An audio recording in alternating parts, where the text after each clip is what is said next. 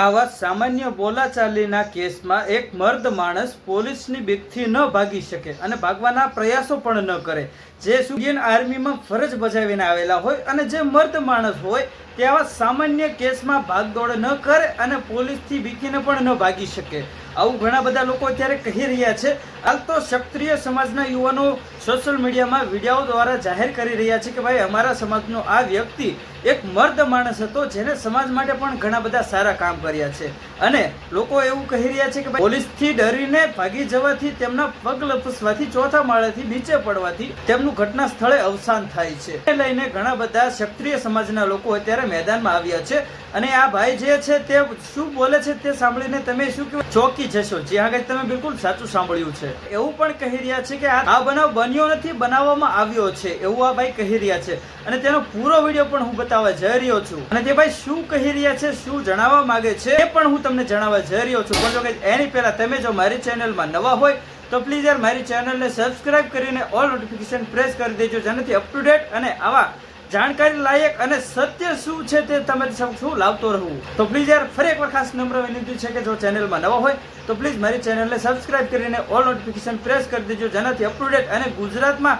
શું ચાલી રહ્યું છે, જે વાયરલ ચાલતું હોય તેના પર ભરપૂર માહિતી મેળવીને શું સત્ય છે તે કલેક્શન કરીને એક વિડીયો બનાવું છું, જેમાં સમગ્ર માહિતી આવી જતી હોય છે. તો હવે વિડીયોની શરૂઆત કરીએ, પણ એની પહેલા આ ભાઈનો તમે વિડીયો જોવો.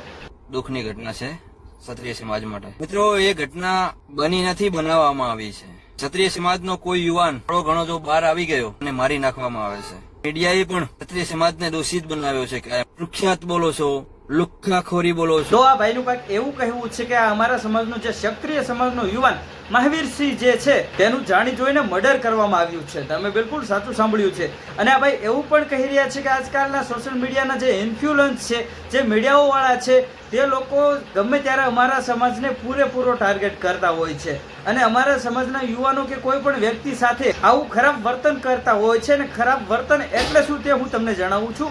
જેમ કે આ બધા લોકો એવું કહી રહ્યા છે કે ભાઈ કુખ્યાત, ગેંગસ્ટર અને માથાભારી અને શું કહેવાય લુખ્ખા તત્વો એવું કહી રહ્યા છે મીડિયા વાળા. તો આ ભાઈ એવું ખુલ્લેઆમ કહ્યું છે કે હવે પછી આ શબ્દનો ઉપયોગ ન થવો જોઈએ. કોઈ પણ વ્યક્તિ આ શબ્દનો ઉપયોગ મહેરબાની કરીને ન કરે, જેમ કે ભાઈ કુખ્યાત, ગેંગસ્ટર, પછી શું કહેવાય માથાભારી, તો આવા શબ્દોનો ઉપયોગ કરીને અમારા સમાજને બદનામ ન કરો એવું આ ભાઈ અપીલ પણ કરી છે. અને શું કહેવાય જાહેરમાં પણ ખુલ્લેઆમ કહ્યું છે કે ભાઈ હવે પછી આ શબ્દનો ઉપયોગ ન થવો જોઈએ. અને કોઈ પણ સમાજનો વ્યક્તિ હોય ગાય, સરકાર કે કોઈ પણ મીડિયા વાળાએ આવું જાહેર ન કરવું જોઈએ. જેમ કે ભાઈ કુખ્યાત, માથાભારી, ગેંગસ્ટર વગેરે વગેરે જે કોઈ શબ્દનો ઉપયોગ કર્યો છે તેને લઈને ક્ષત્રિય સમાજને ઘણું બધું દુઃખ લાગ્યું છે. અને મેઇન ટોપિક એ છે કે ભાઈ ઘણા બધા ક્ષત્રિય સમાજના લોકોના મેં વિડીયો જોયા છે સોશિયલ મીડિયા એટલે કે ઇન્સ્ટાગ્રામ પેજ પર. તો ઘણા બધા મોસ્ટ ઓફલી એવા લોકો છે કે જે જાહેર કરી રહ્યા છે કે ભાઈ આ વાત અમને બિલકુલ ગળે નથી ઉતરતી. શું કહેવાય, જે આર્મીમાં ફરજ બજાવીને આવેલો હતો આ વ્યક્તિ અને અમારા સમાજ માટે પણ ઘણું સારું એવું કામ કરેલું છે. પછી આ એક મર્દ માણસ હતો જે શું કહેવાય આવી નોર્મલ, જેને કોઈ મારામારી નથી કરી, કે જે કોઈની ઉપર હાથ નથી ઉપાડ્યો કોઈ વ્યક્તિ પર, અને એવા નોર્મલ કેસમાં આ વ્યક્તિ ભાગી તો ન જ શકે. આમાં કોઈ મોટું એવું ષડયંત્ર રચવામાં આવ્યું છે, પ્લાનથી બધું કામ કરવામાં આવ્યું છે, એવા ઘણા બધા લોકો એવું કહી રહ્યા છે. અને તમારું શું કહેવું છે તે પણ કોમેન્ટમાં જણાવજો. આ વાત કોઈ પણ વ્યક્તિને ગળે ન ઉતરે. જેમ કે ભાઈ આ એક માણસ જે છે તે મર્દ માણસ હતો અને ક્ષત્રિય સમાજનું એક નાક હતું. અને પહેલી વાત તો એ છે કે ભાઈ આ ખાલી બોલાચાલીના કેસમાં 112માં લોકોએ ફોન કર્યો હતો તો અને પોલીસ ઘરે આવતા આ વ્યક્તિ ભાગી જવાથી, નાસી જવાથી, બહાર જવાથી, તેમનો પગ લપસવાથી, ચોથા માળે પડવાથી તેમનું મૃત્યુ થયું છે એવું જાહેર કરવામાં આવ્યું છે.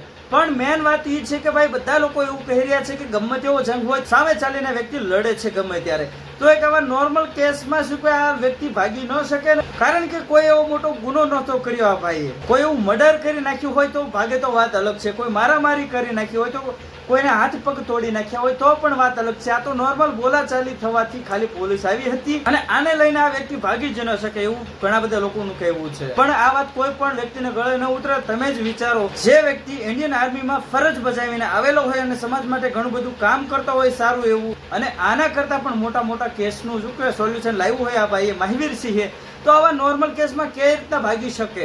અને ઘણા બધા લોકોનો એ જ દાવો છે, નતું આ ભાઈ કોઈ મર્ડર કર્યું નથી, કોઈના હાથ પગ તોડ્યા તો પણ ન ભાગી શકે.